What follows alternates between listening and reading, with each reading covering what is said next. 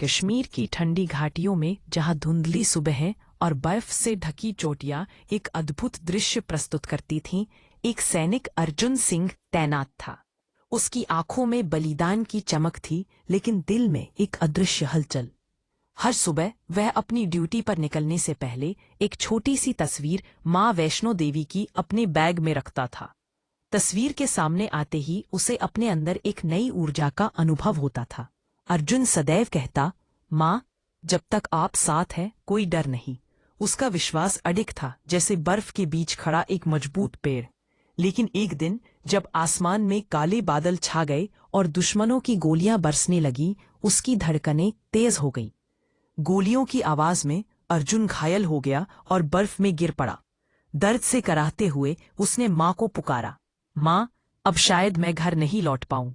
उसके शब्द बर्फीली हवा में खो गए। फिर अचानक उसे महसूस हुआ कि कोई गर्म हाथ उसके सिर पर है। जब उसने आंखें खोली तो एक देवी जैसी महिला सफेद वस्त्र पहने खड़ी थी।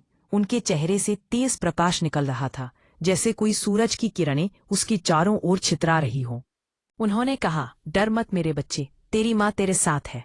उनकी आवाज में एक ऐसा स्वाभाविक प्रेम था जिसने अर्जुन के डर को मिटा दिया। कुछ ही देर में चिकित्सकों की टीम वहां पहुंची और उन्होंने जब अर्जुन की स्थिति देखी तो हैरान रह गए।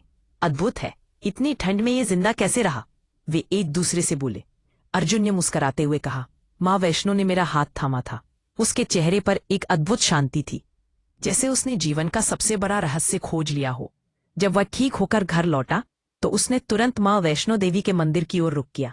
वहां जाकर उसने गहराई से महसूस किया कि यह सिर्फ एक वचन नहीं था, बल्कि उसके दिल का एक अंश था। माँ, मैंने वचन दिया था कि अगर जिंदा लौटूंगा तो आपका नाम पूरे देश में गाऊंगा, और अब हर सांस में आपका नाम रहेगा। उसकी आंखों में आंसू थे, लेकिन उन आंसुओं में आभार था, साहस था।